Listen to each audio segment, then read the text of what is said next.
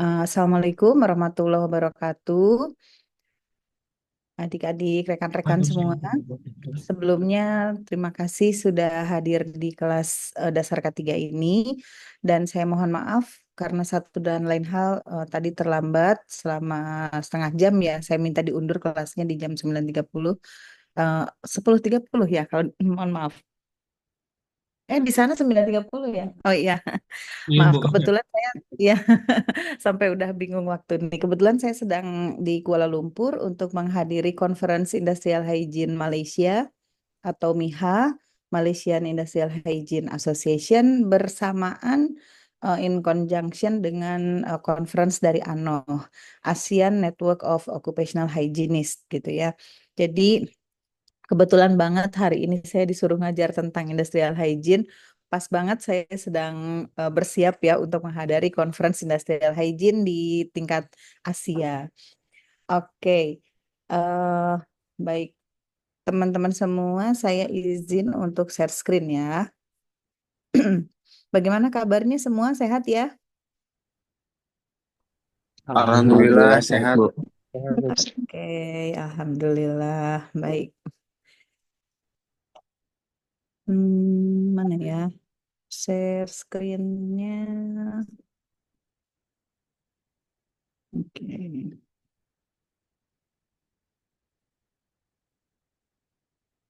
Oke, apakah sudah terlihat? Sudah terlihat Bu Mila. Oke.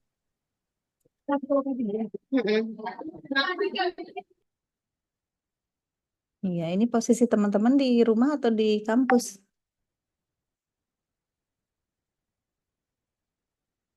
Di rumah. Di rumah Ibu. Di Oh, kos. jadi hari ini memang lagi full ini ya, dari rumah ya kuliahnya. Oke, baik teman-teman semua. Em, saya mulai ya untuk pengantar higiene industri ini.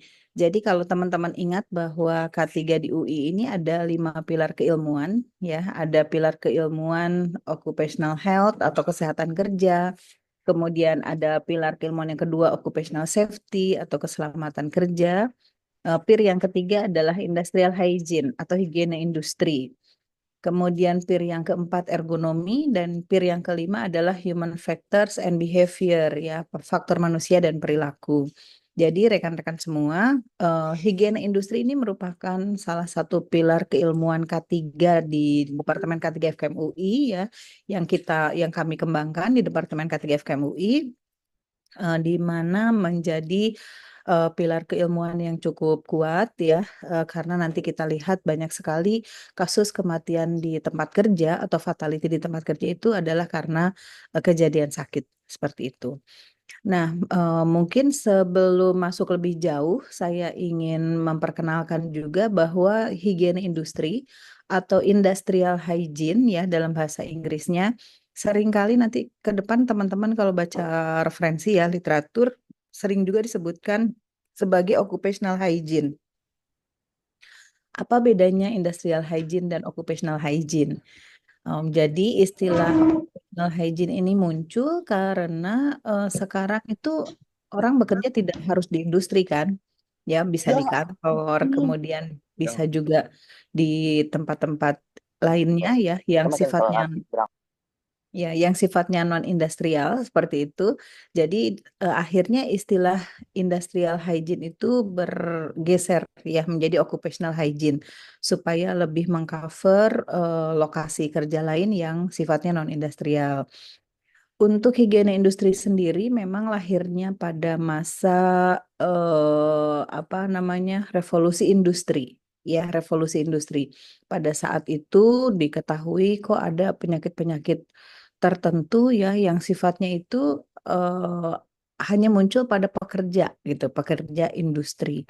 Misalnya lung cancer kah atau misalnya sakit kulit karena kontak dengan logam ya dan penyakit-penyakit lainnya yang ternyata itu lebih disebabkan karena agen atau bahaya yang ada di tempat kerja.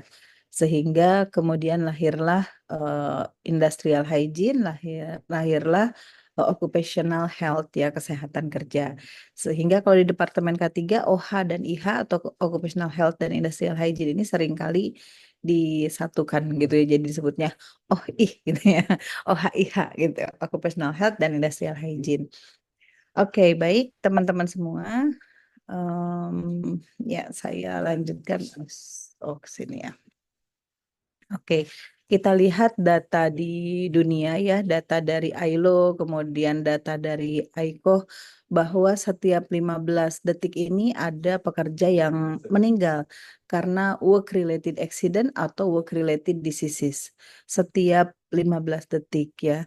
Kemudian setiap 15 detik juga ada 153 pekerja yang work-related accident ya, ada kecelakaan kerja yang berhubungan dengan pekerjaannya.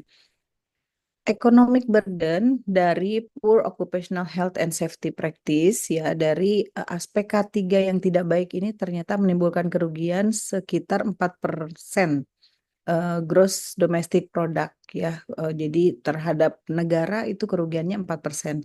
Bahkan data terakhir menyebutkan 5%. Ya, menyebabkan kerugian sebesar 5% kepada keuangan negara gitu ya. Karena adanya kasus-kasus kecelakaan, kasus sakit di tempat kerja. Di Indonesia bagaimana kasusnya? Di Indonesia itu ada di 2015, di sini saya bandingkan 2015 dan 2018. Di 2015 itu ada 105.000 work related accident, ya kecelakaan terkait kerja.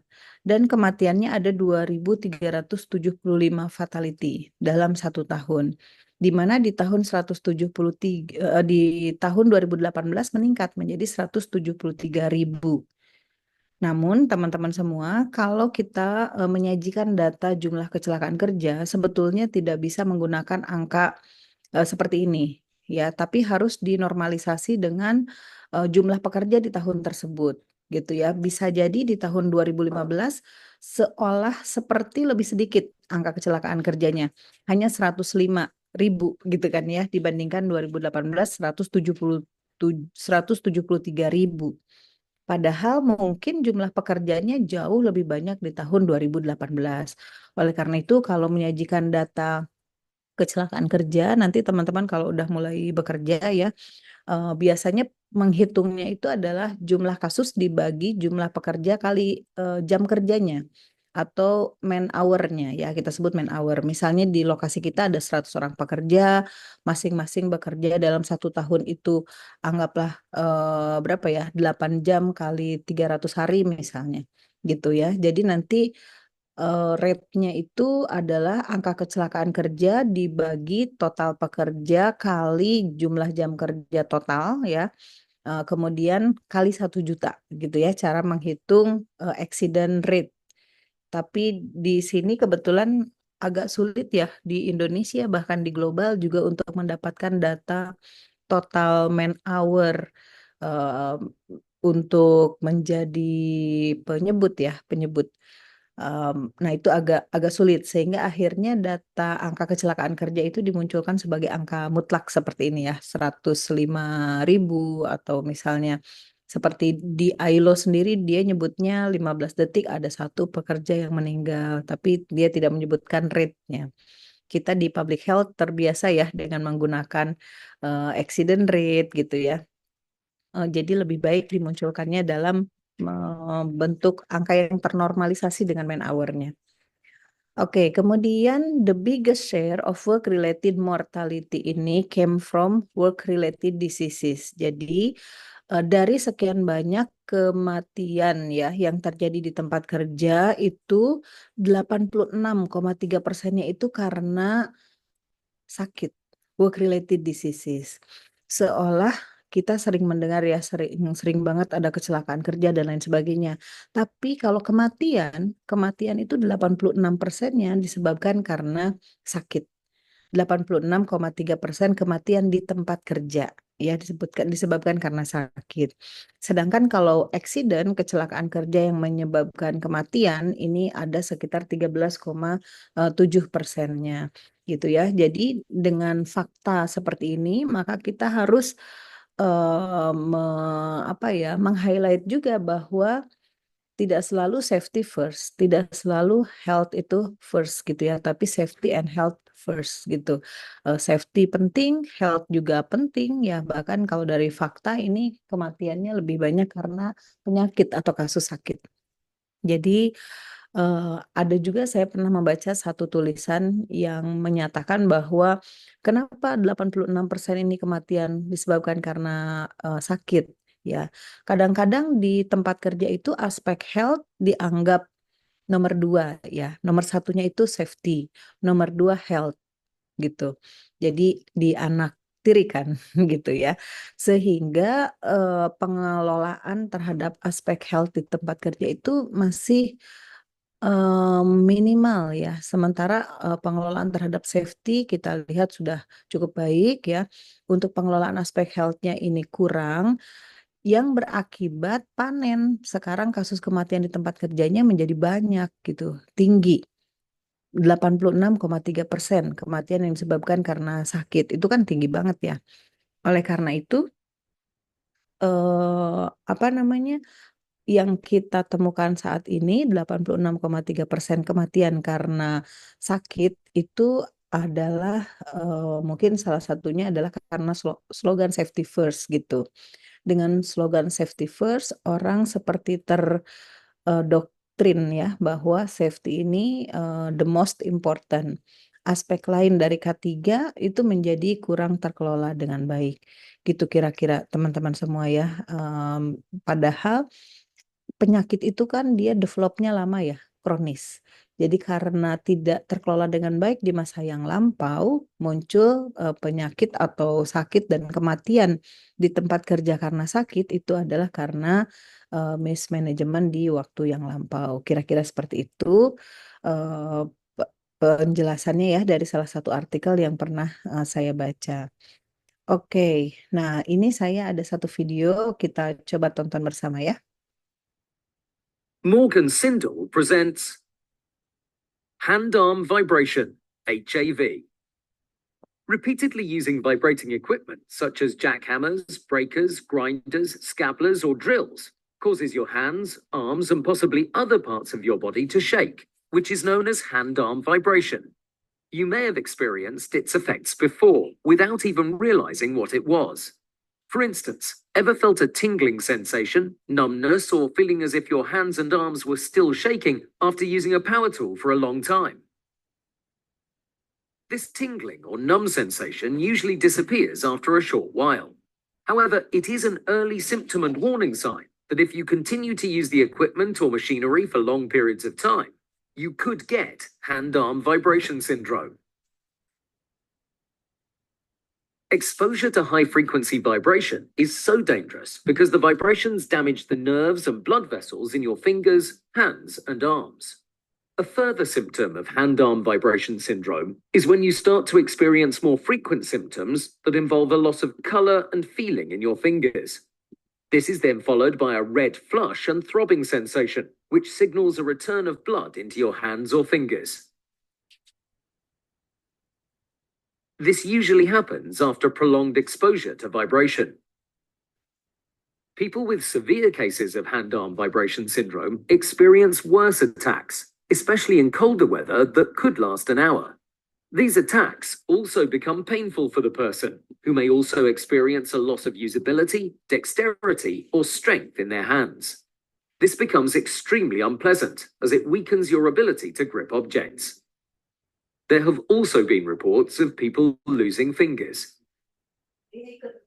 As with the case of so many illnesses and conditions, prevention is always better than cure.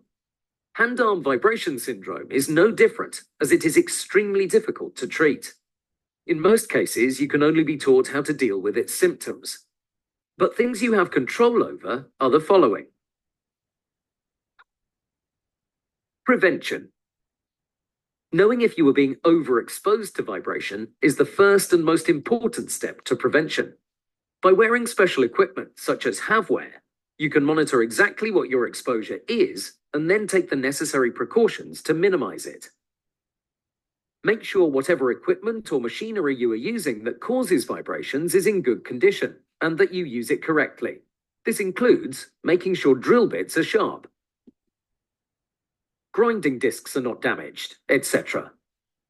Loosening your grip slightly, but not too much that it becomes dangerous, can also help in reducing some felt vibrations. Every tool has its own individual vibration output. Your supervisor must inform you of your maximum daily usage of the tool. Take regular breaks from using vibrating equipment or rotate between tasks with other workers if possible. Finally, if you think or know you are being overexposed to vibration or experience any symptoms of hand-arm vibration syndrome, tell your supervisor about it before it gets any worse. So look out for the following symptoms and don't forget to report them. A tingling, numbness, or shaky feeling in your hands or fingers, loss of color in your hands, followed by a red rush, painful attacks that leave your hands weak. By being aware, we can look after our most important tools. Oke, baik teman-teman semua. Mungkin ada yang bisa membantu saya ya untuk menjelaskan kembali dari film yang barusan kita lihat. Itu sebenarnya bahayanya apa ya? Bahaya yang memajani pekerjanya apa? Saya minta feedback dari teman-teman.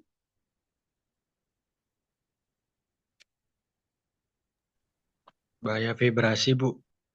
Bahaya vibrasi. Oke, vibrasi lebih tepatnya adalah ada dua jenis vibrasi ya. Ada getaran tangan dan lengan, ada getaran seluruh tubuh. Yang mana tuh, Muhammad Najmuddin Harith? Eh, ke tangan itu, Bu. Iya, betul ya, getaran tangan dan lengan. Jadi adanya exposure getaran tangan dan lengan kepada pekerja tadi menyebabkan terjadinya hand arm vibration syndrome atau HAVS. Sering juga disebut sebagai apa tadi disebutkan? Nama penyakitnya Raynaud ya. Raynaud syndrome gitu ya. Oke, penyebabnya. Mungkin yang ingin saya tanyakan, penyebabnya apa ya teman-teman? Karena terkena Peralatannya. Betul. exposure getaran terlalu lama. Ya, exposure getaran terlalu lama dengan tangan disebabkan karena dia bekerja dengan tools ya, peralatan kerja. Peralatan kerjanya bisa jackhammer, kemudian grinder ya, atau driller dan lain sebagainya. Untuk peralatan-peralatan perkakas tangan yang digunakan di tempat kerja, biasanya itu banyak kalau di tempat kerja pada konstruksi ya. Selain pada konstruksi juga banyak ditemukan pada pekerja-pekerja di bengkel. Di bengkel itu mereka banyak melakukan pengamplasan, penghalusan permukaan, ya, grinding atau cutting, pemotongan dengan menggunakan berbagai perkakas tangan. Padahal perkakas yang paling penting itu adalah tangan kita. Ya, tanpa tangan kita, apabila tangan kita merasakan sakit ya seperti Raynaud syndrome tadi, kita akan kehilangan kekuatan dari tangan kita ya. Kita tidak bisa bekerja dengan optimal menggunakan tangan kita, bahkan kehilangan feeling, kehilangan indera ya, indera untuk merasa gitu ya. Jadi teman-teman nanti mungkin kalau kalian bekerja di perusahaan, tolong diperhatikan juga ya bahwa hand arm vibration ini mungkin tidak menyebabkan kematian, tapi menyebabkan orang menjadi tidak berdaya gitu ya. Orang jadi tidak bisa bekerja, orang tidak produktif, merasakan sakit. Kalau musim dingin, terutama di negara yang 4 musim, kalau lagi winter itu rasanya udah cekot-cekot banget itu ya, hand arm vibration plus exposure kepada temperatur yang sangat dingin itu luar biasa dampaknya kepada pekerja. Ya, oke. Nah, itu salah satu contoh ya penyakit ataupun ya disability ya yang disebabkan karena pekerjaan. Padahal kita tahu bahwa orang itu bekerja untuk hidup.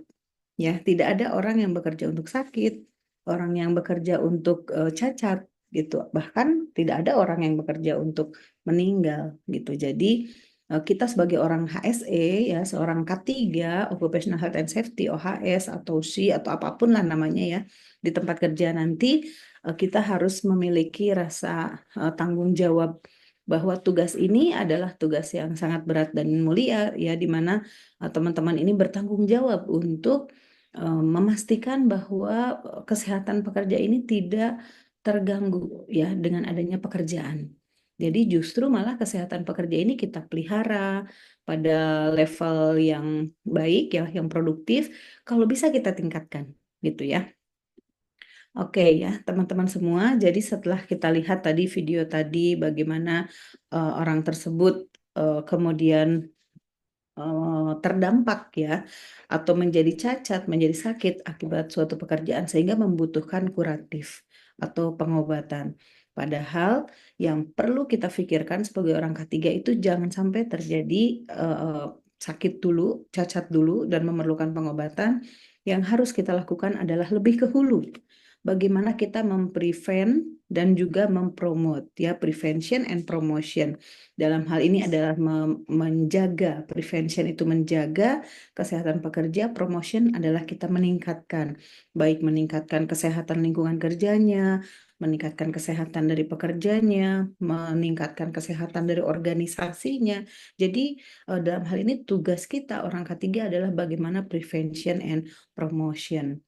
Ya, kemudian juga selain itu teman-teman apabila sudah terjadi kasus ya, kasus sakit, kasus kecelakaan kerja, maka di situ ada pengobatan. Setelah pengobatan ini bagaimana kita rehabilitatif. Rehabilitatif ini bagaimana supaya mereka bisa return to work ya. Jadi pekerjaannya masih tetap sama, misalnya yang semula welder bisa tetap beraktivitas sebagai welder. Karena tidak mudah mendapatkan seorang welder yang profesional gitu ya. Kemudian kalau dia seorang driller, kita butuh driller. Dia seorang operator yang mengendalikan alat berat ya, A2B, misalnya mobil-mobil tambang gitu.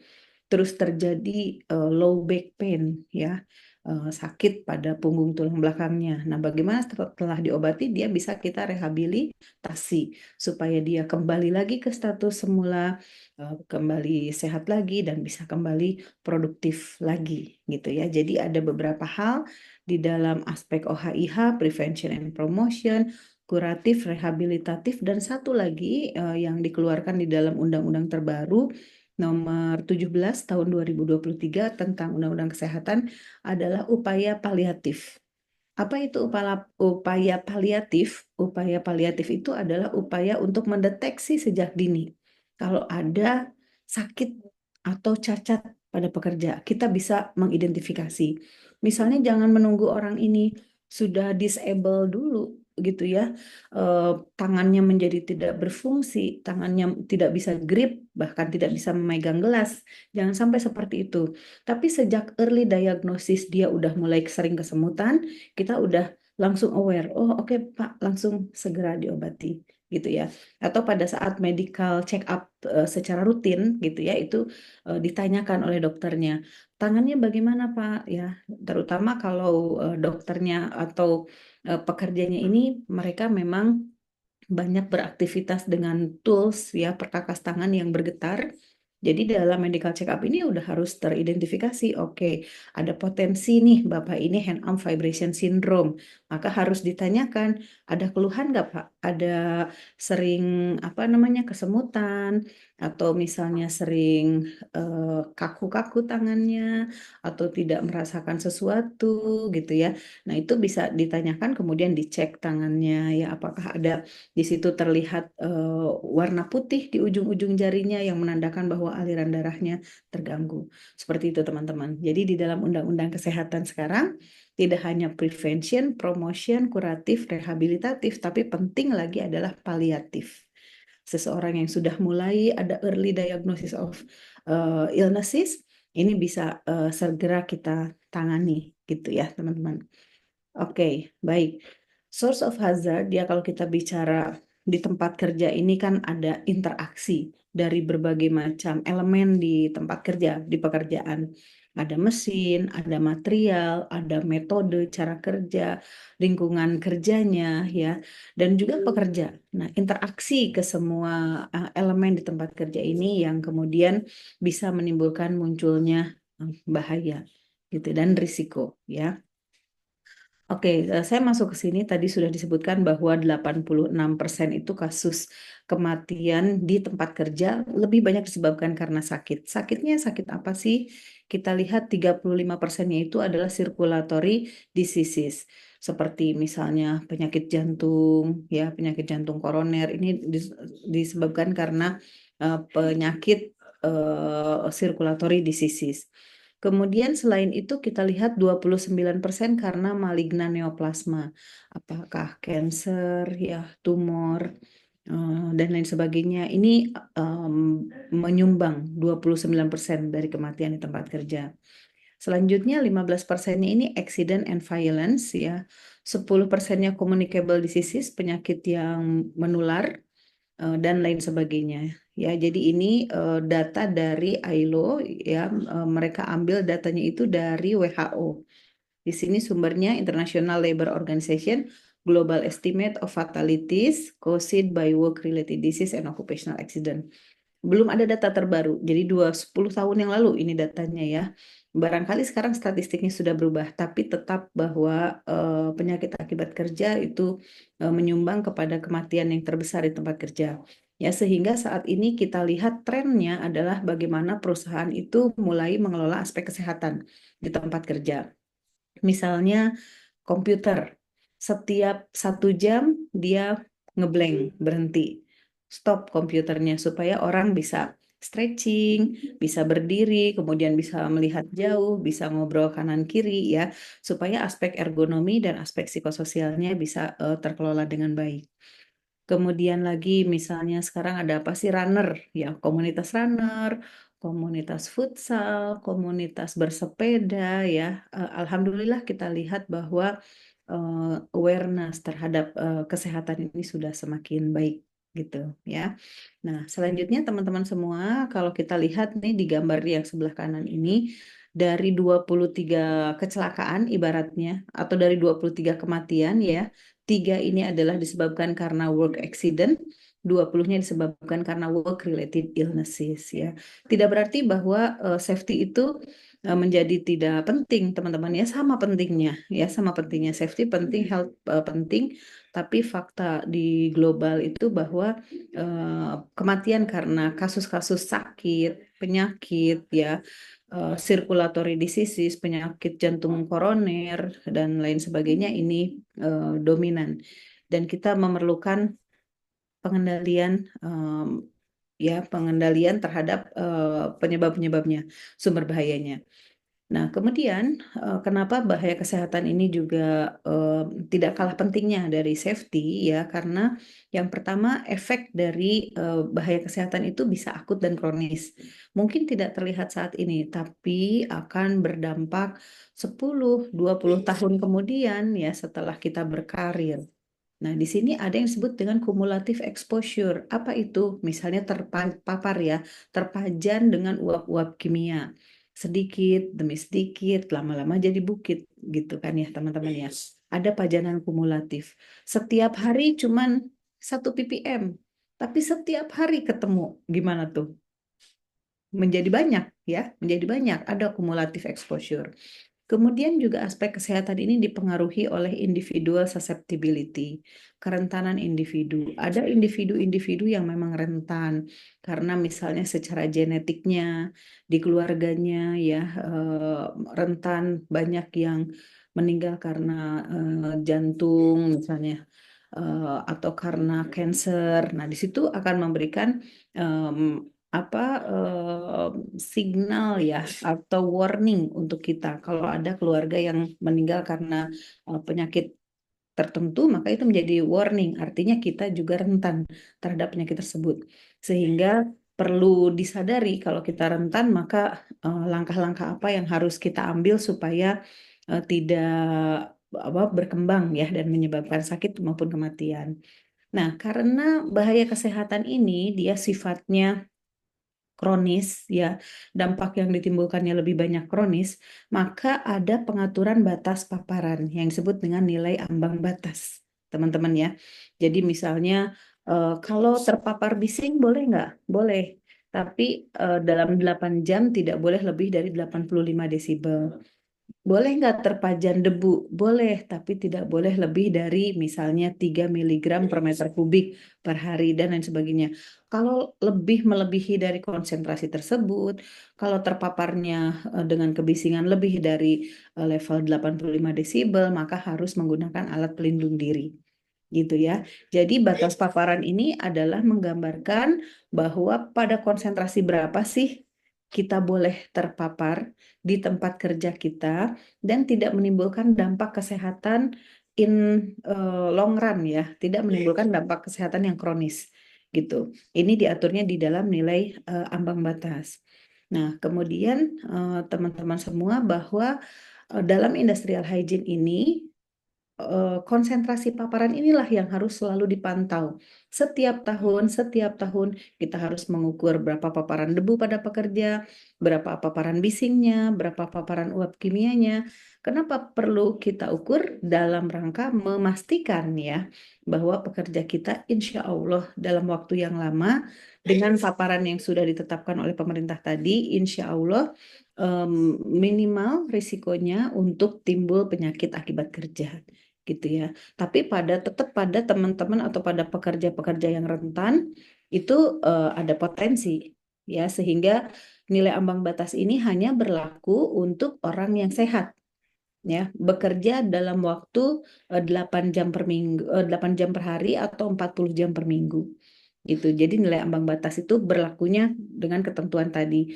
Seandainya ada pekerja kita yang rentan, maka NAB-nya dia akan lebih rendah ya. Kemudian apabila exposure-nya lebih dari 8 jam per hari atau lebih dari 40 jam per minggu, misalnya bekerjanya 12 jam per hari, maka NAB-nya juga akan berbeda. Gitu ya, harus kita adjust lagi kalau dia bekerjanya 12 jam. Oke, kemudian karakteristik bahaya kesehatan yang lain adalah knowledge gaps, kesenjangan pengetahuan. Masih banyak hal-hal yang kita belum ketahui, gitu ya teman-teman, terkait dengan bahan kimia, dampaknya terhadap kesehatan, kemudian juga bahwa kebisingan itu tidak hanya menyebabkan ketulian gitu ya, tapi juga bisa meningkatkan detak jantung, kemudian meningkatkan kolesterol, meningkatkan gula darah dan lain sebagainya. Itu bisa disebabkan karena paparan dari bahaya fisik. Tapi di situ masih banyak knowledge gaps ya. Exposure misalnya terhadap toluen ya, toluen uap kimia bisa menyebabkan ketulian. Gimana tuh ceritanya ya? Jadi lebih kepada mengganggu sistem syarafnya. Kemudian exposure terhadap logam juga bisa menurunkan daya dengar. Itu karena apa? Karena syaraf-syaraf di otak kita ya yang mengatur proses kerja dari telinga kita ini yang diganggu gitu. Tapi masih banyak sekali knowledge gaps. Terutama untuk misalnya ya bahaya kimia ya. Bahaya kimia ini di dunia ada sekitar lebih dari 5 juta bahan kimia. Tapi bahan kimia yang sudah punya nilai ambang batas itu sangat terbatas, kurang dari 1.000. Enggak, sekitar 1.000 lah, 1.100, 1.200. Berapa persennya tuh? 1.200 dari 5 juta, sedikit sekali ya. Masih banyak sekali bahan kimia yang kita belum ketahui tentang sifat bahayanya dan nilai ambang batasnya. Tidak berarti bahan kimia tersebut tidak berbahaya, tidak, tapi masih belum tegak gitu ya. Dos efeknya, dos responsnya masih dalam penelitian. Oleh karena itu nilai ambang batas dari tahun ke tahun itu selalu ada perubahan sehingga kita sebagai orang K3 itu harus selalu aware ya. Ada perubahan apa di dalam nilai ambang batas, ada perubahan ilmu pengetahuan apa ya terkait toksikologi. Mungkin tahun lalu bahan kimia itu belum karsinogen, tapi 3 tahun kemudian ditetapkan bahwa bahan kimia tersebut karsinogen karena penelitian toksikologinya masih berjalan gitu ya. Oke, kemudian juga dipengaruhi oleh praktek kerja. Artinya apa? Bahwa bahaya kesehatan dipengaruhi oleh praktek kerja. Seseorang ini bekerjanya mengikuti prosedur nggak? Mengikuti SOP atau tidak gitu ya. Kalau dia tidak mengikuti SOP, tidak mau menggunakan alat pelindung diri, maka dampak kesehatannya akan semakin potensial gitu ya untuk muncul pada pekerja tersebut. Jadi kita sebagai orang K3 juga harus sangat memperhatikan praktek kerja dari pekerja kita. Apakah dia sudah mengikuti SOP, menggunakan APD, kemudian apakah SOP kita juga udah benar atau belum ya. Sehingga SOP kita itu harus selalu direview, direvisi setiap tahunnya. Karena nanti ada perkembangan ilmu pengetahuan, ada perkembangan engineering control ya, maka praktek kerja kita juga harus selalu prosedur-prosedur kerja di perusahaan harus selalu ditinjau ulang gitu ya teman-teman. Banyak ya tugas orang K3 ya. Sibuk banget lah kalau kita jadi orang K3 nanti ya, tapi excited ya. Kemudian juga banyak memberikan pahala ya untuk kalian semua. Oke, kemudian juga bahaya kesehatan selain dipengaruhi oleh praktek kerja, dipengaruhi oleh perilaku. Perilaku dalam hal ini adalah dalam kehidupannya gitu ya. Kadang-kadang ya, terkadang sebagai contoh, saya pernah waktu itu melakukan asesmen kepada pekerja kantor, diukur urinnya ya, waktu itu kok kenapa ternyata hampir semua pekerja itu konsentrasi kadmium dalam urinnya itu tinggi gitu. Padahal pekerja kantor loh, dia tidak bekerja di peleburan logam ya. Kalau di peleburan logam terekspos dengan kadmium masuk akal ya. Tapi kalau pekerja kantor, nah rupanya adalah dari perilaku. Mereka sering mengkonsumsi seafood ya. Mungkin seafoodnya juga ya terkontaminasi ya. Jadi ada perilaku-perilaku yang bisa mempengaruhi terhadap kesehatan kerja yang which is tidak berhubungan dengan pekerjaan. Seperti tadi saya cerita pekerja kantor kadmiumnya tinggi dan itu hampir pada semua pekerja gitu ya. Ternyata ada perilaku yang tidak baik. Juga misalnya perilaku apa lagi yang menimbulkan risiko terhadap kesehatan. Merokok ya, kemudian begadang, ya, kemudian lagi tidak berolahraga, ya. Untuk mereka yang berolahraga, maka metabolismenya akan dipercepat, kemudian toksikan-toksikan yang ada dalam tubuh juga diekskresikan ya melalui keringat yang keluar dari tubuh kita. Jadi kesehatan itu sangat dipengaruhi oleh banyak hal, sehingga saya sering katakan bahwa sifat dari health dan safety itu berbeda karena health itu unik. Ya, unik dalam artian akut, akut dan kronis, kemudian ada kumulatif exposure, dipengaruhi oleh kerentanan individu, dipengaruhi oleh perilaku kerja, dipengaruhi oleh perilaku secara umum ya, kesenjangan pengetahuan dan nilai ambang batas gitu. Oleh karena itu, ayo kita harus yakinkan semua pihak bahwa kesehatan ini juga sama pentingnya dengan safety. Jangan sampai pemahaman safety first itu menjadi disalahartikan gitu ya. Jangan sampai seperti itu. Karena data global tadi menyebutkan bahwa kematian di tempat kerja ini lebih banyak karena kasus penyakit gitu ya, teman-teman. Oke, sebelum saya lanjutkan, apakah ada pertanyaan dari teman-teman?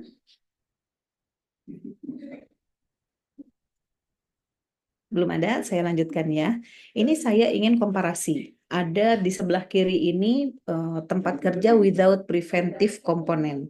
Jadi dia kerja ya, tapi tidak ada upaya prevention terhadap bahaya di tempat kerja. Sedangkan di sebelah kanan ini ada preventive component. Kita lihat di sebelah kiri, apabila tidak ada upaya preventive component, maka healthy person, healthy workforce, ya, healthy worker yang bergabung di tempat kerja kita karena dia terekspos dengan lingkungan kerja yang unhealthy, maka pekerja tersebut menjadi sakit. Begitu sakit, maka dia memerlukan diagnosis dari dokter, memerlukan treatment dan cure. Begitu sudah sembuh, belum tentu 100% balik sehat lagi, gitu kan ya, teman-temannya. Jadi di sini ada bisa jadi ada hal-hal yang irreversible ya. Jadi tidak bisa disembuhkan dari suatu sakitnya. Seperti misalnya cedera, penurunan daya dengar itu tidak bisa kembali, tangan yang kepotong itu tidak bisa kembali, hand arm vibration juga, hand arm vibration syndrome itu termasuk yang irreversible gitu ya teman-teman, cancer irreversible. Nah kemudian kita lihat kalau misalnya tempat kerja ada preventive komponen. Jadi preventive komponen itu apa? Lingkungannya unhealthy, lingkungan kerjanya, tapi kemudian dilakukan upaya recognition, ya, dikenali ada bahaya apa aja sih di tempat kerja saya. Oke, ada bahaya safety-nya apa, bahaya kesehatannya apa. Setelah kita identifikasi jenis bahaya-bahayanya, lalu kita implementasikan preventive control measures. Oke, kalau misalnya ada bising, berarti coba disiapkan engineering kontrolnya bisa nggak ya? Gitu ya, misalnya sumber bisingnya itu diisolasi supaya bisingnya nggak keluar kemana-mana. Biasanya kalau teman-teman lihat genset gitu ya di rumah sakit misalnya, suka ada ruang genset. Ya, kenapa harus dibikin ruang genset sendiri? Dia harus diisolasi karena kalau tidak diisolasi, bisingnya bisa memajani banyak orang gitu ya. Jadi harus diisolasi. Kemudian ada pekerjaan-pekerjaan berbahaya lain, misalnya sumber radioaktif di rumah sakit lagi. Ya mungkin teman-teman paling eh, ya mungkin cukup familiar ya pada saat kita melakukan ronsen. Apakah petugas ronsennya ada di situ? Ya, tidak ya. Jadi pasiennya dulu diganti bajunya, disiapkan, pekerja ronsennya dia keluar, terus di turn on-nya dinyalakannya dari control room-nya dia dari luar supaya pekerja radiasi ini tidak terekspos dengan sumber radiasi. Itulah upaya-upaya preventif ya teman-teman ya. Setelah kita kenali jenis bahayanya, kemudian kita lakukan upaya-upaya prevention. Di sini prevention control measures, maka unhealthy environment itu menjadi healthy environment. Tempat kerja yang sehat, maka pekerja yang sehat bergabung dengan tempat kerja yang sehat, dia akan sangat produktif. Gitu ya. Tidak ada sakit, tidak ada absenteisme, ya absenteisme itu izin untuk tidak kerja gitu karena sakit atau izin untuk ke dokter, kemudian dirawat dan lain sebagainya. Itu terjadinya pada tempat kerja without preventive komponen. Tapi pada tempat kerja yang ada preventive komponennya, maka di situ healthy person-nya akan tetap terjaga sehat. Biaya yang dikeluarkan untuk diagnosis, treatment, dan cure-nya juga menjadi minimal ya.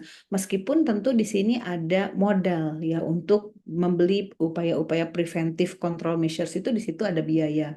Namun dari hasil studi yang dilakukan oleh International Social Security Agency atau ISSA di Amerika, mereka menemukan bahwa setiap $1 investasi di dalam K3 itu memberikan keuntungan sebesar 2,5 ya kalau saya nggak salah, 2,5 US dollar.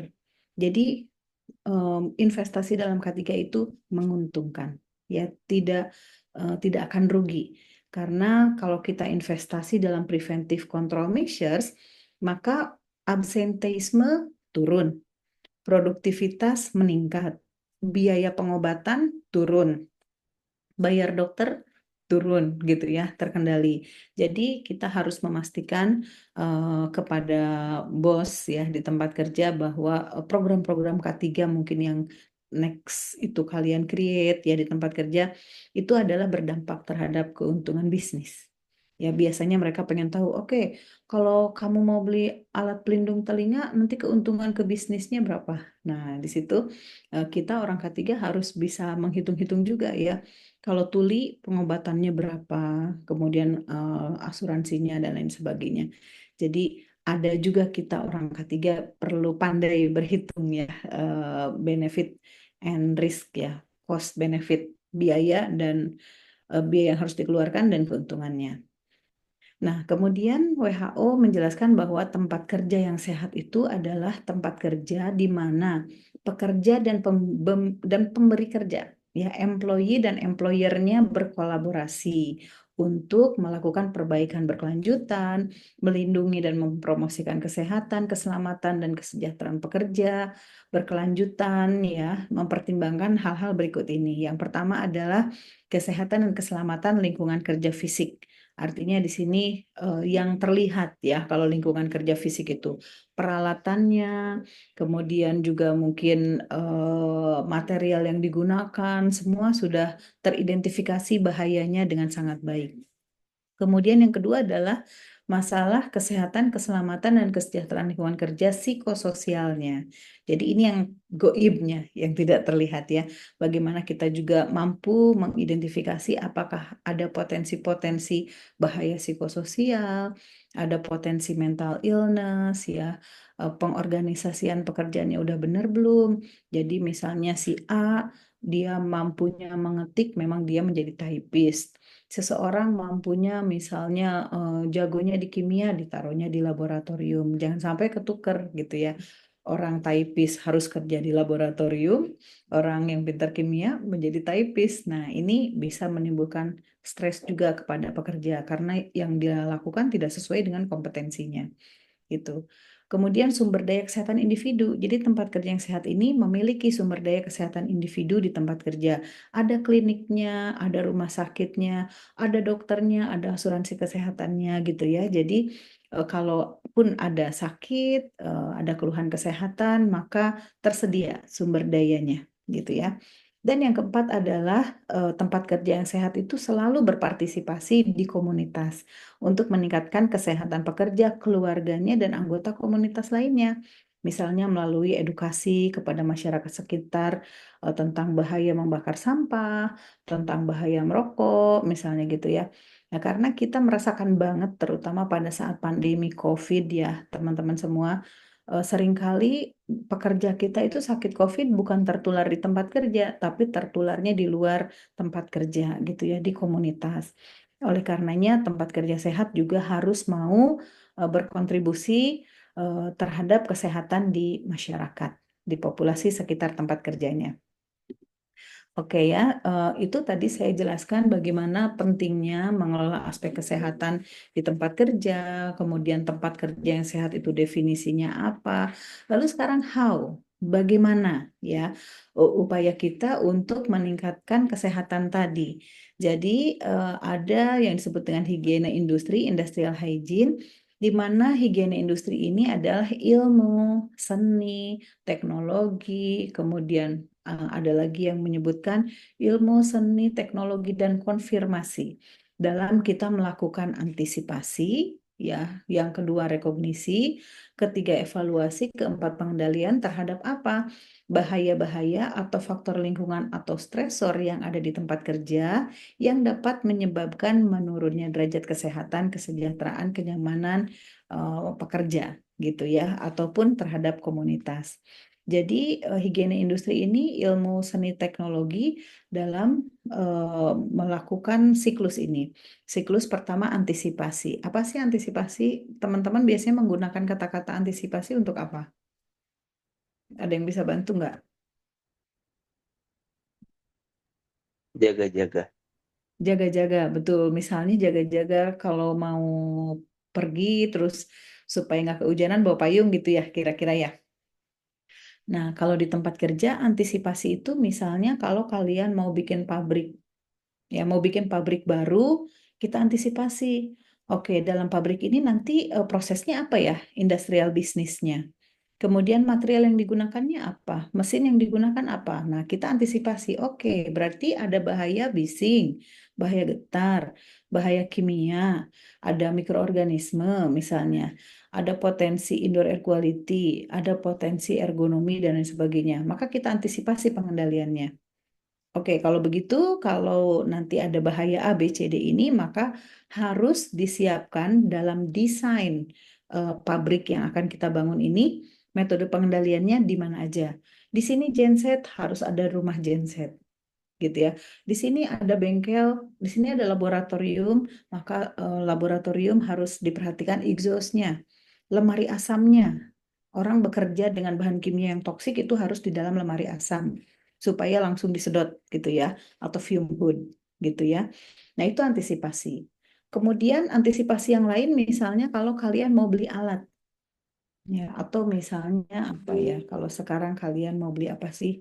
Misalnya mau beli em, apa genset lah ya, mau beli genset, sering listrik, sering mati listrik gitu, kayaknya harus punya genset nih gitu. Nah, sebelum kita beli genset diantisipasi dulu, ini gensetnya kebisingannya berapa sih, paling tinggi kebisingannya berapa gitu ya. Jadi kita memerlukan apa pengendaliannya, itulah antisipasi. Tapi kalau rekognisi itu kita adalah mengenali bahaya kesehatan yang sudah ada di tempat kerja.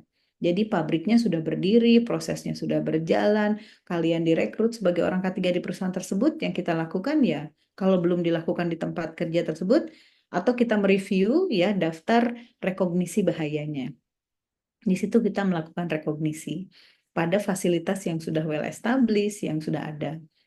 Kemudian evaluasi adalah kita mengukur kalau ada debu berapa konsentrasinya, kalau ada bising berapa tingkat kebisingannya, kalau ada getaran berapa meter per detik getarannya, kalau ada bahaya biologi berapa jumlah bakterinya, berapa jumlah jamurnya, berapa jumlah virusnya. Kalau ada aspek ergonomi, misalnya kita evaluasi dengan menggunakan rula, reba gitu ya, berbagai macam tools yang ada di ergonomi. Terus kalau ada potensi stres kerja, kita ukur seberapa level stresnya. Nah, itu evaluasi. Dan yang ketiga adalah kontrol, kita kendalikan. Sehingga kalau saya tanya ke mahasiswa ya, apa sih industrial hygiene? AREP katanya gitu. Apa itu AREP? Antisipasi, rekognisi, evaluasi, pengendalian gitu ya. Jadi supaya kalian nggak lupa ya bahwa higiene industri itu adalah ilmu, seni, teknologi dalam melakukan AREP tadi terhadap bahaya-bahaya atau stresor yang ada di tempat kerja. Dan tidak hanya di tempat kerja tapi juga ke komunitas gitu. Cukup jelas definisi dari higiene industri? Oke, kalau ada pertanyaan, dipersilahkan. Oke, kalau tidak ada pertanyaan, saya lanjutkan lagi ya. Lalu sekarang setelah teman-teman tahu nih tadi definisi dari higiene industri, tujuannya apa sih higiene industri itu? Tujuannya adalah untuk melindungi. Jadi prevention, protection, kesehatan dan kesejahteraan pekerja dengan mengeliminasi atau mereduksi pajanan bahaya kesehatan yang muncul atau ada di tempat kerja. Ya, jadi itulah tujuan dari higiene industri untuk protection, untuk prevention, ya. Kemudian kita lihat gambar di sebelah kanan ini, ya. Ada kalau terkait kesehatan itu ada upaya. Tadi kan saya jelaskan ada beberapa upaya ya, teman-teman ya.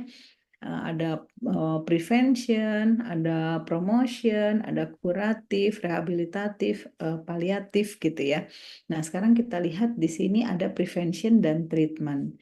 Jadi kalau ada hazard ya di tempat kerja kita sebagai sumber bahaya, kemudian bahaya ini kemudian menyebar ke lingkungan kerja sampai kepada pekerja, terabsorpsi oleh pekerja, kemudian di dalam tubuh pekerja ini muncul clinical sign, tangannya sudah mulai tremor, ya, kemudian mulai sering batuk-batuk. Nah, itu di situ udah ada clinical sign. Maka dia perlu diagnosis oleh dokter. Disinilah bedanya, ya, pembeda antara tugas seorang occupational hygienist atau ahli higiene industri dengan dokter. Ya, jadi dokter itu adalah after ada clinical sign. Maka di situ adalah tugas dokter untuk menegakkan, mendiagnosis apakah ini penyakit akibat kerja atau bukan, gitu ya, dan memberikan pengobatan. Sedangkan ahli higiene industri tugasnya apa?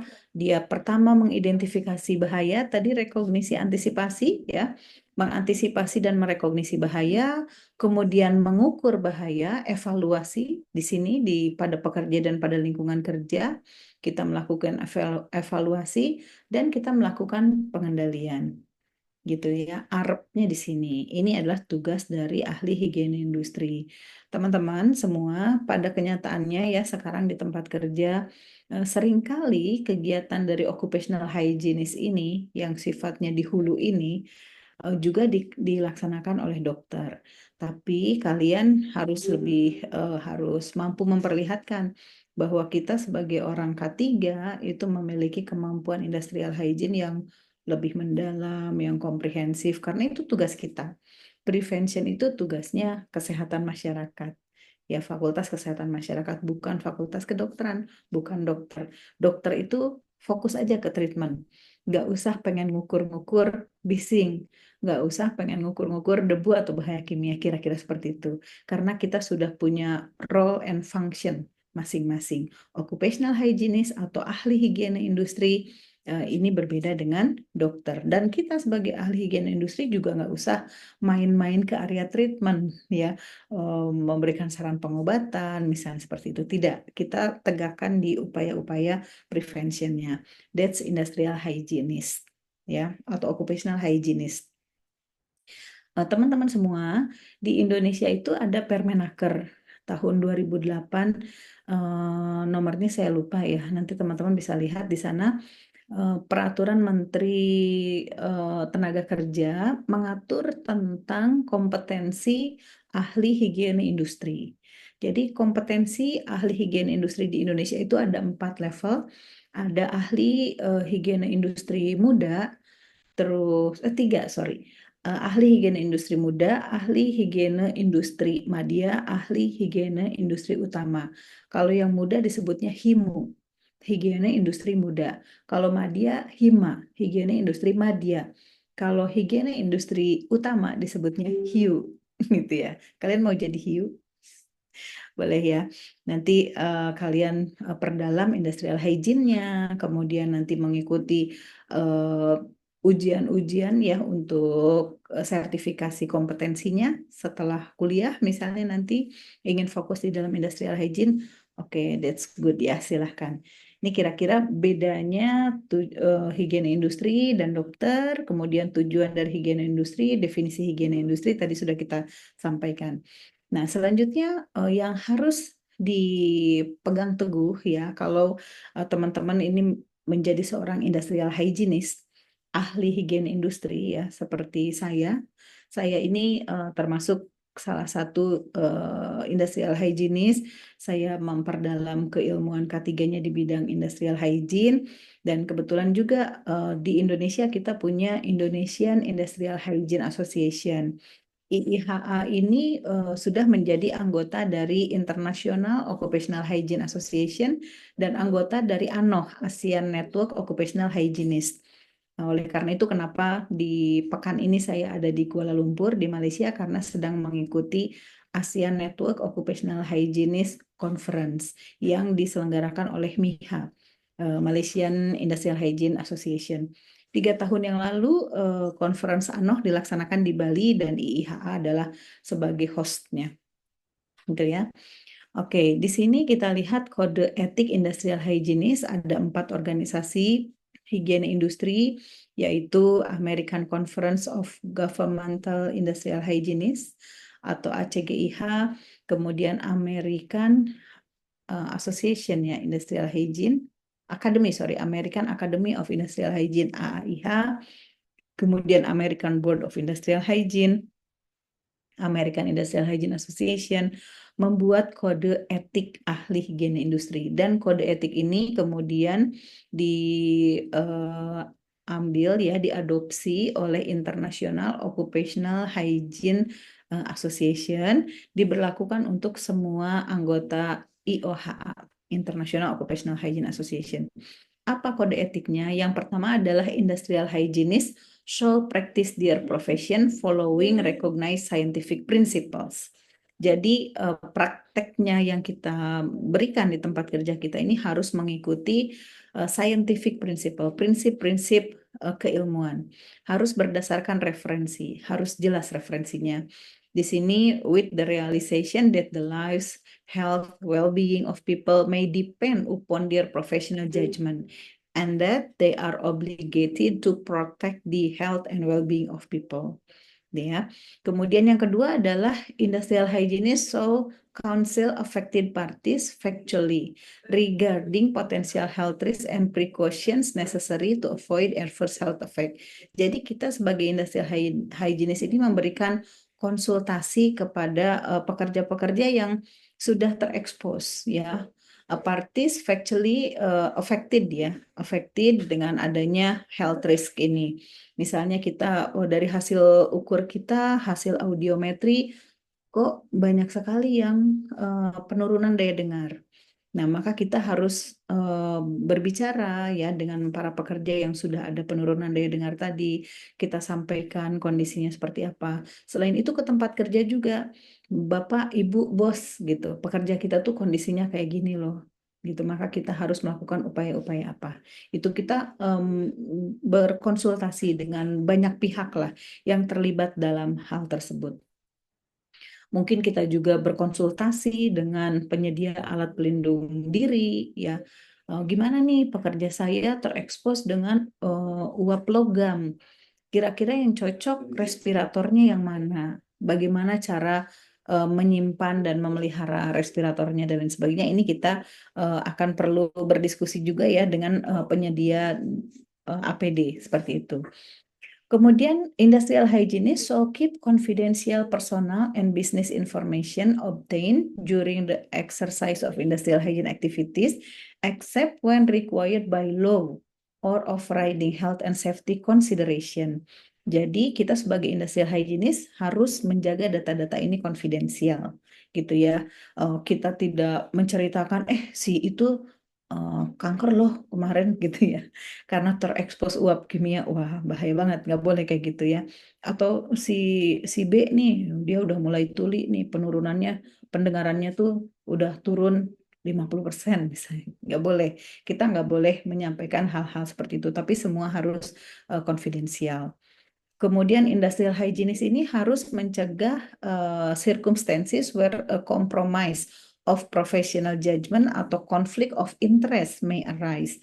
Jadi nggak boleh nih industrial hygienist ini, misalnya kata bos kita, jangan dikasih tahu ya penurunan daya dengarnya, hasil audiometrinya. Gak usah dikasih tahu gitu misalnya. Atau terekspos dengan uap kimia konsentrasi tinggi. Kamu diam-diam aja, kata bosnya ya. Gak usah bilang, biar aja pekerja tetap. Nanti kalau dikasih tahu uapnya tinggi, nggak ada yang mau kerja di situ. Nah gitu, itu tidak boleh. Kita tetap harus memperjuangkan bahwa kode etik saya sebagai industrial hygienist, bahwa saya harus menyampaikan hal tersebut kepada semua pihak yang terlibat gitu ya. Jadi tidak boleh di sini ada conflict of interest. Saya pernah ketemu juga ada satu teman saya yang dia memilih mundur, ya memilih untuk resign dari tempat kerja tersebut pada saat di sana ada konflik of interest. Jadi pada saat bosnya itu bilang kalau sampai mereka tahu konsentrasi paparan uap logamnya tinggi, kamu saya pecat gitu ya. Jadi akhirnya dia sebelum Bapak memecat saya resign gitu karena dia tidak mau di situ ada konflik of interest. Kemudian yang kelima, bahwa industrial hygienist ini harus perform services only in the area of their competence. Jadi kita harus selalu memahami kemampuan kita tuh ada sampai mana sih. Kalau misalnya saya tidak ahli dalam ergonomi, maka kalau ada orang yang meminta jasa untuk ergonomi assessment, saya panggil Bu Uri, saya minta Ibu Indri gitu, karena saya menyadari tidak, kode etik saya menyatakan bahwa saya harus memahami kompetensi saya ada di mana dan saya fokus di situ, gitu ya. Kemudian yang keenam juga industrial hygienist ini harus act responsibly to uphold the integrity of profession, bahwa kita harus profesional.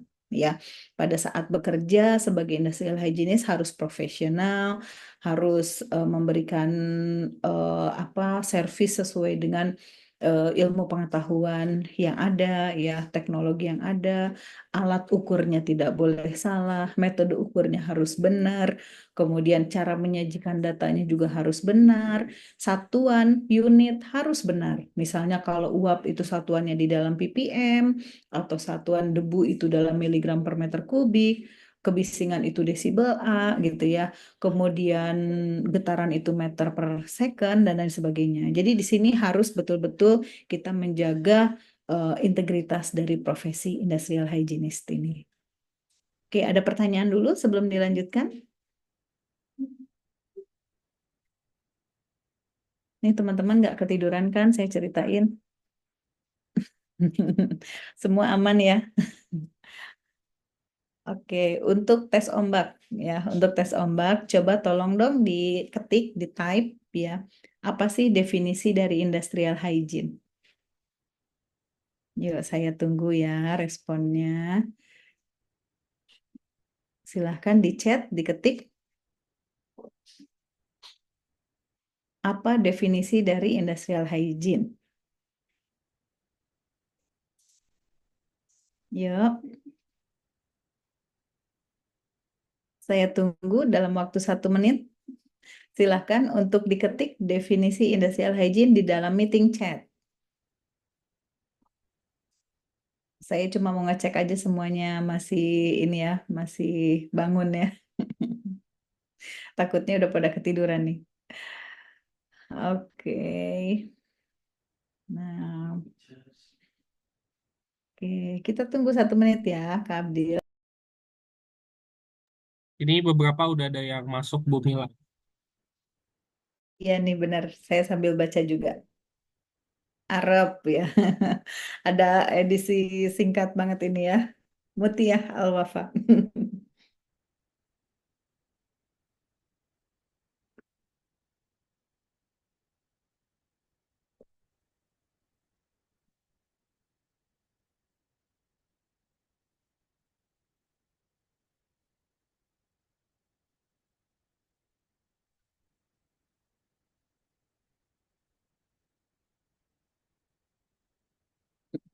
Oke, lucu-lucu ya definisinya.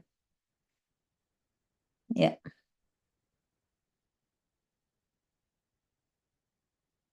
Zainah nanti dilengkapi lagi ya definisinya.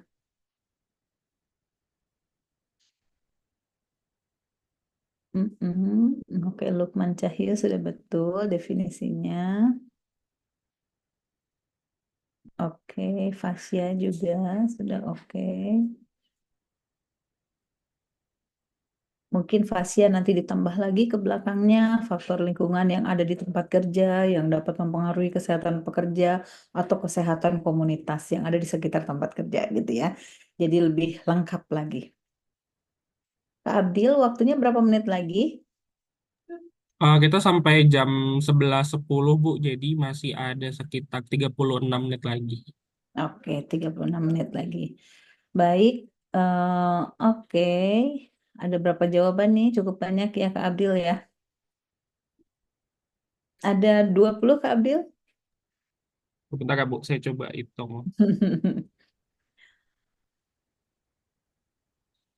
Oke, ini berarti yang on masih segini ya. Out of berapa yang hadir? Ada 22 Bu yang udah masuk. 20, Alhamdulillah. 24 sekarang. Setengahnya lah ya Kak Abdil ya, setengahnya. Ya, ini udah banyak lagi Bu yang baru. Oke, Ini Anita, siap kita Fania, tunggu. Amelia, Alisa. Iya, Alisa baru masuk ya.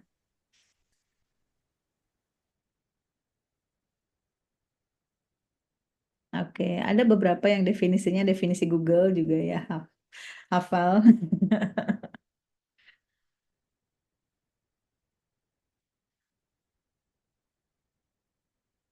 Neng, water please. Sebentar ya, saya minum dulu. Oke, sambil kita menunggu, udah semakin banyak ya yang menuliskan definisi. Oke, cek ombak. Takutnya saya ngomong sendirian, yang lain pada tidur nih.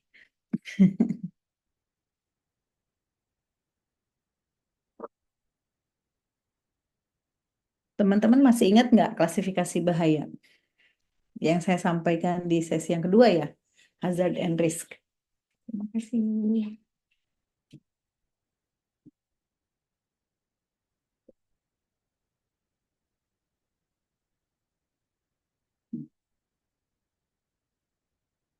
Oke, sepertinya sudah cukup banyak yang menjawab pertanyaan saya. Terima kasih teman-teman semua ya. Oke, saya senang banget semua masih on. Alhamdulillah. Nah, sekarang em, bahaya di tempat kerja ya. Kita pernah diskusikan di sesi yang kedua bahwa bahaya atau hazard itu adalah, nah mungkin saya tanya lagi nih ya. What is hazard? Apa itu bahaya? Ada yang mau jawab? Boleh raise hand? Pokoknya depannya anything. Nah, anything. Dung, dung, dung, dung, dung, dung, dung. Nah, lanjutin. Silahkan. Alfiando. Oke, Ibu izin menjawab. Hazard itu Ya, suatu hal atau segala hal yang berpotensi menyebabkan kerusakan maupun kepada properti manusia atau lingkungan. oke, betul, tepat ya. 100 untuk Alfian. Alfian Do Supandi, ini ada hubungannya dengan Bapak Supandi nggak ya? Yang bekerja di tambang? Tidak, Ibu. Oh, tidak ya. Saya kirain putranya Pak Supandi. Ada Pak Supandi, salah satu manajer HSE lah di perusahaan tambang. Ya, jadi kembali lagi bahwa bahaya ini adalah anything ya that may cause harm. Kemudian segala sesuatu yang bisa menimbulkan kerugian, ancaman, menyebabkan penyakit misalnya ya, menyebabkan kerugian dan lain sebagainya. Jadi apapun.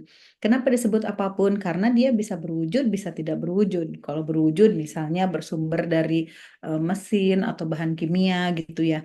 Tapi kalau tidak berwujud misalnya adalah energi atau psikososial bahkan lebih goib lagi gitu ya. Nggak kelihatan gitu kan bahaya psikososial itu. Kalau Pak Dadan ya dosen kita, dosen K3 suka nyebut bahwa psikososial itu adalah bahaya goib katanya gitu ya.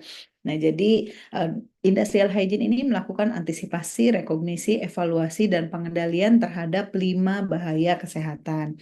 Yang saya rasa teman-teman sudah hafal, bahaya kesehatan di tempat kerja, ada bahaya fisik, ada bahaya kimia, bahaya biologi, ergonomi, dan psikososial. Kita lihat bahaya fisik itu misalnya apa aja? Ada kebisingan, ada radiasi pengion dan non-pengion. Radiasi pengion itu contohnya adalah alfa, beta, gamma, sinar X ya. Dan yang lainnya adalah non-pengion seperti sinar UV, misalnya sinar infrared, gelombang radio, gelombang microwave itu masuk ke dalam radiasi. Nah, dalam hal radiasi ini saya pernah waktu itu membantu salah satu perusahaan offshore. Mereka cerita bahwa di fasilitas offshore itu ada satu area yang penangkap sinyalnya itu banyak banyak apa radar gitu ya di area tersebut. Padahal banyak aktivitas pekerjaan juga di sekitarnya. Nah, ini ada potensi nggak sih radiasi non pengion?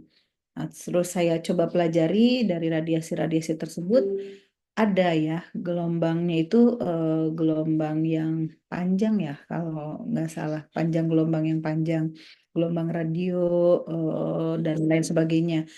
Namun rupanya alat untuk mengukur intensitas radiasinya itu belum ada di Indonesia. Jadi di Indonesia itu yang sudah ada untuk pengukuran radiasi pengion ada, non pengionnya itu baru UV sama apa ya? eh, Lebih ke UV. UV juga cuman gelombang A, padahal UV itu ada UVA, UVB, UVC. Nah, B dan C juga belum ada alatnya gitu. Jadi sayang sekali bahwa memang masih banyak knowledge gaps ya. Banyak juga peralatan yang belum tersedia untuk kita melakukan pengukuran secara kuantitatif. Kemudian getaran, ada getaran tangan lengan, getaran seluruh tubuh, iklim kerja, bisa iklim kerja panas, bisa iklim kerja dingin. Jadi iklim kerja panas itu misalnya kalau kita di negara tropis aktivitasnya itu di outdoor.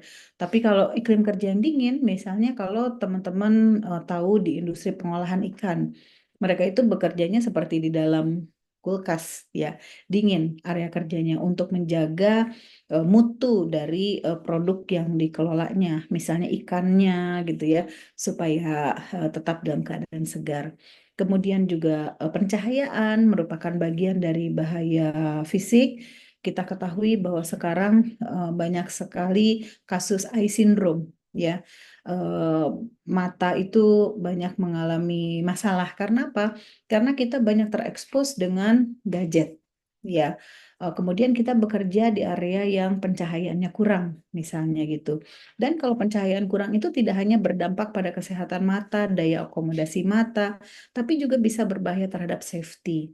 Bisa menyebabkan adanya tabrakan gitu ya. Orang salah membaca signage di jalan raya karena pencahayaan yang kurang. Terutama di tambang ya, di area tambang itu kan 24 jam operationnya.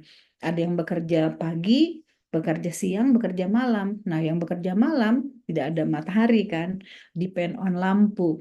Jadi lampunya itu harus betul-betul memberikan pencahayaan yang cukup supaya operator mobil tambang ya driver A2B alat-alat berat ini mereka bisa melihat signage, oh ini belok kanan, belok kiri atau apa ya, karena kalau malam itu kan nggak terlihat ya. Jadi penting sekali pencahayaan ini juga untuk dievaluasi di tempat kerja. Kemudian tekanan, ya tekanan kaitannya kalau misalnya dia bekerjanya di dataran tinggi, maka tekanannya rendah. Kalau tekanan udara rendah itu dampaknya ke apa? Oksigennya juga rendah. Orang bisa tiba-tiba pingsan, tiba-tiba kolaps gitu ya karena bekerja di tekanan yang rendah. Kemudian kalau tekanan yang tinggi, siapa? Mereka yang misalnya bekerjanya diving. Ya, apakah misalnya operator yang melakukan underwater welding. Nah, ada tuh. Ya, jadi mereka yang melakukan pemeliharaan terhadap pipa-pipa di bawah laut. Nah, ini kita juga harus perlu berhati-hati ya. Kalau ada aktivitas-aktivitas kerja yang diving, pernah kejadian di Indonesia pada saat dia mau diving, ngambil tabung gas, rupanya gasnya itu bukan oksigen, bukan udara untuk bernafas ya, tapi ternyata tabung gasnya itu kalau nggak salah argon apa helium gitu ya. Jadi setelah dia turun ke dalam air, nggak lama terus ngambang, tidak tertolong, meninggal karena kesalahan mohon maaf, tabung gas yang diambilnya gitu. Nah, kemudian juga bekerja di tekanan yang tinggi itu berpengaruh ke pendengaran ya. Bisa merusak ke gendang telinga. Jadi perlu diperhatikan area-area tekanan kerja kita, tekniknya bagaimana. Mungkin teman-teman yang suka diving, biasanya kalau diving itu kan harus turun dulu berapa meter, adaptasi, terus turun lagi gitu ya. Harus pelan-pelan, nggak boleh langsung nyemplung jauh ke dalam air. Bisa merusak organ-organ tubuh kita terutama pendengaran.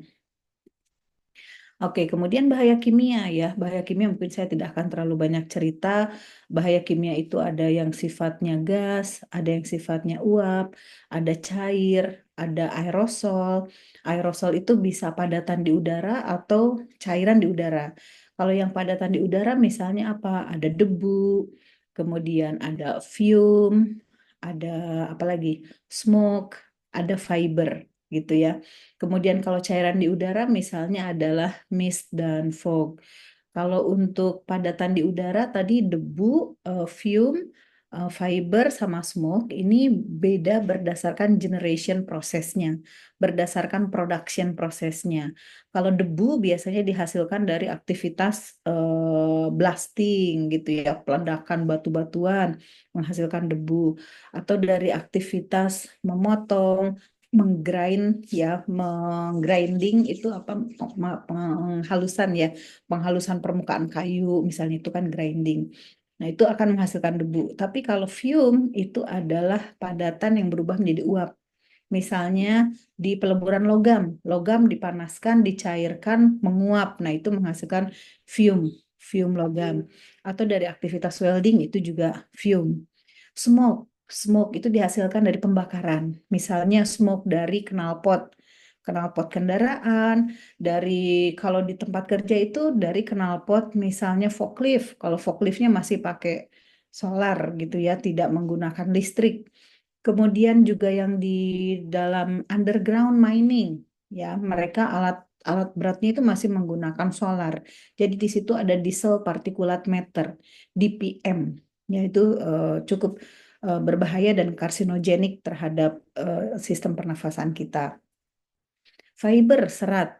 Serat itu apabila panjangnya minimal 3 kali lebarnya, baru kita sebut serat.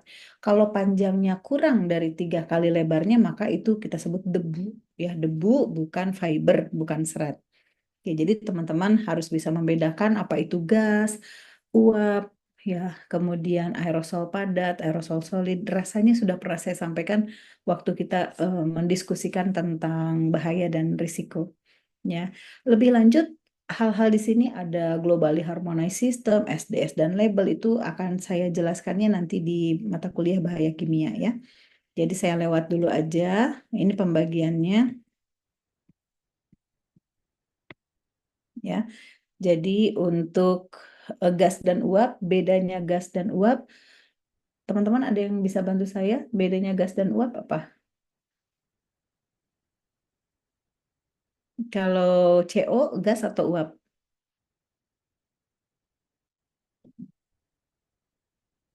Kalau kalian masak air, melepaskan gas air atau uap air, ya. Nah, di situ ada perbedaan definisi gas dan uap. Ya, nanti kalian saya minta coba cari apa itu definisi gas dan uap, ya.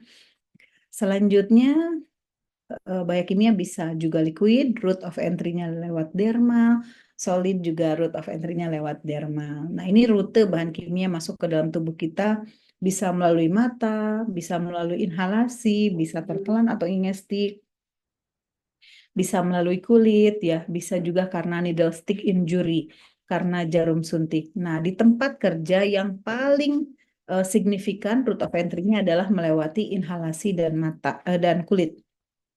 Ya, juga mata. Jadi ada 3 di tempat kerja itu, inhalasi, kemudian lewat kulit, ya absorpsi ataupun karena ada kulit yang terluka, kemudian lewat mata dan membran mukosa. Oleh karena itu, kalau bekerja dengan bahan kimia, kita harus menutupi pernafasan kita dengan menggunakan respirator, menutupi kulit kita dengan chemical suit gitu ya, baju khusus untuk bahan kimia, mata dengan menggunakan goggles ya, safety goggles. Kalau tertelan, apabila misalnya masih ada kebijakan boleh makan dan minum di tempat kerja, padahal itu dia menggunakan berbagai macam bahan kimia. Nah, di situ ada potensi tertelan ya. Untuk menghindari, mengeliminasi potensi tertelan ini, maka dilarang makan dan minum di dalam tempat kerja. Ya, kemudian disediakan tempat cuci tangannya, disediakan sabunnya, baru ada area kerja.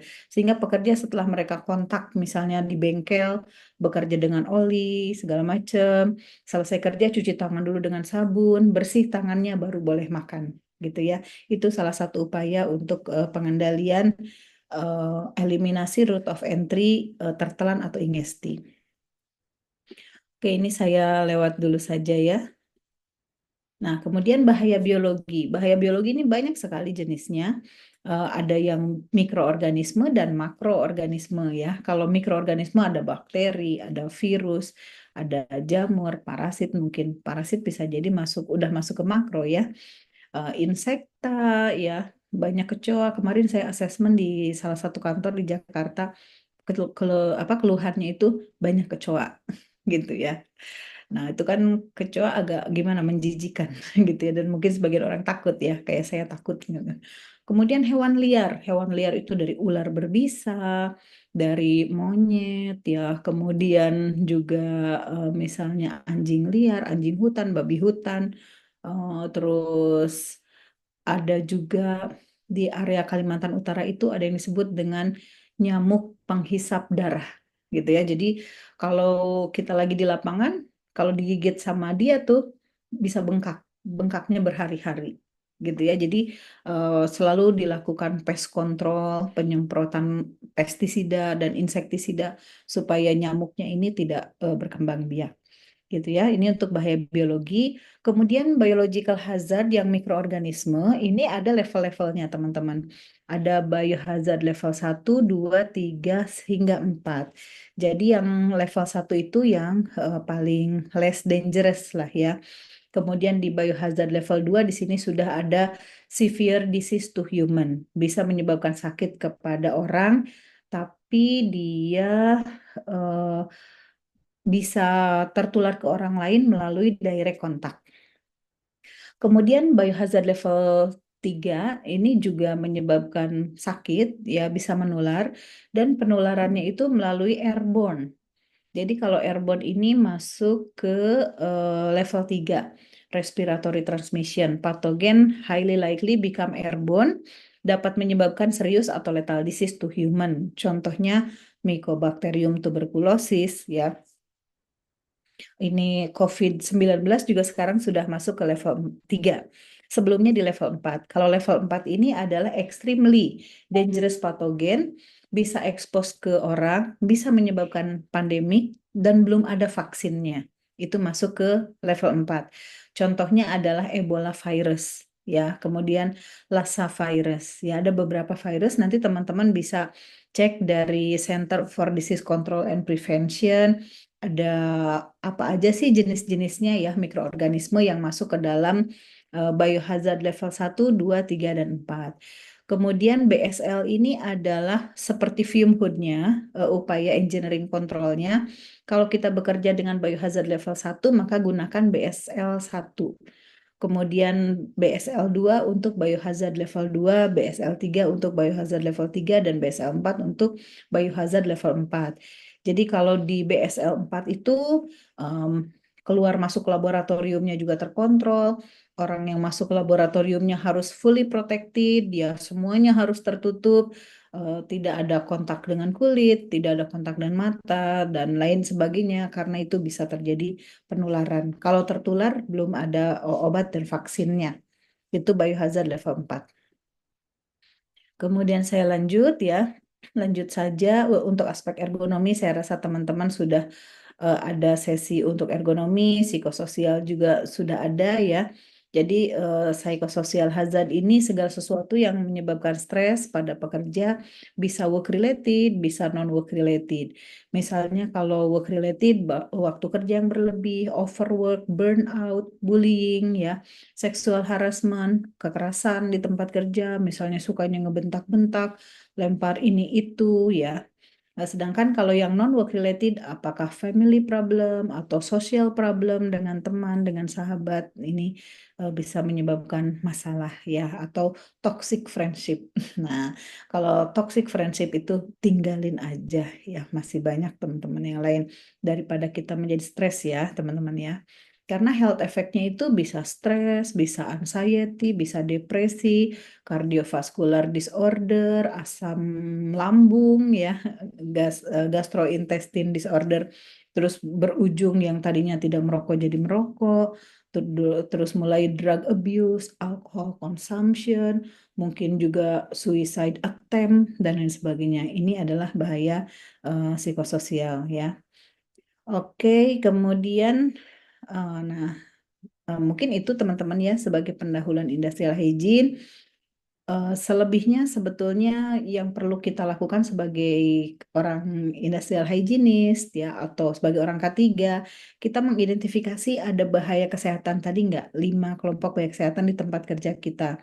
Setelah itu kita rekognisi, kita kenali, terus setelah kita rekognisi, kita lakukan evaluasi atau pengukuran. Berapa bisingnya, berapa pajanan uap kimianya, berapa getarannya. Setelah diukur, maka kita ini saya tidak akan terlalu banyak di sini, kita evaluasi. Kita ukur, kita bandingkan ya dengan Permenaker nomor 5 2018 atau Permenkes 70 2016 atau juga dari nilai ambang batas yang berlaku internasional seperti OSHA, NIOSH, EH40 dari UK, MAK dari Germany dan lain sebagainya. Yang terakhir, tugas kita adalah melakukan pengendalian. Kemudian dalam mengendalikan industrial hygiene ini bisa dikendalikan di sumber, bisa di pathway-nya, di medianya, atau kita kendalikan di pekerja. Kalau kita kendalikan di sumber, misalnya dengan memasang barrier, memasang isolasi, ya, engineering control, itu lebih banyak pada sumber. Kemudian di media misalnya adalah dengan ventilation. Di pekerja apa? Di pekerja adalah dengan mengatur pola kerja, organisasi pekerjaan, APD-nya, prosedur kerja, dan lain sebagainya. Ini adalah upaya untuk pengendalian risikonya. Selain ini, ya ini pengendalian di sumber, media, dan pekerja, bisa juga teman-teman melihat upaya pengendalian berdasarkan hierarkinya gitu ya. Nah, untuk hierarki kayaknya teman-teman sudah hafal ya. Mungkin ini ada perbedaan, ini nanti harus saya sesuaikan ya. Lebih baik kita menggunakan yang standar dari mulai eliminasi, substitusi, engineering control, administrative control, dan APD gitu ya. Oke, kemudian ini contoh program higiene industrinya. Nanti teman-teman bisa silahkan baca. Ya, oke. Terima kasih atas perhatian teman-teman semua. Silahkan kalau ada pertanyaan.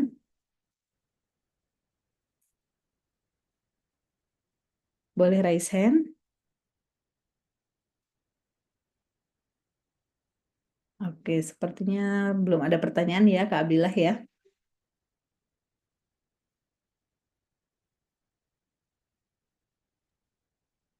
Teman-teman, apakah ada yang mau bertanya? Semoga udah pada paham ya, Bu ya. Ya, semoga cukup jelas ya eh, diskusi kita di pagi hari ini. Kalau ada pertanyaan, monggo boleh di-type di meeting chat atau mau raise hand juga boleh.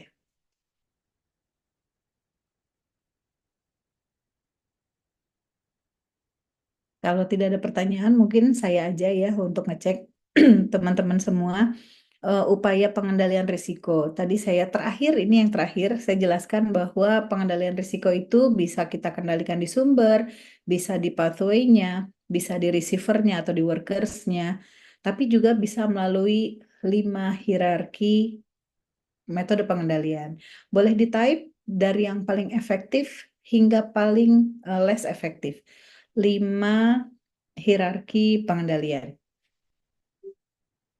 Tolong diketik ya di meeting chat-nya. 5 hierarki pengendalian dari yang paling efektif hingga yang less efektif. Oke, thank you Alfiando.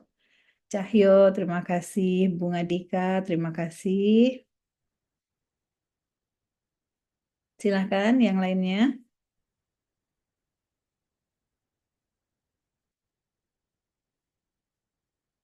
Oke, sudah banyak yang masuk ya. Dan saya lihat jawabannya semuanya tepat ya, Kak Abdil ya.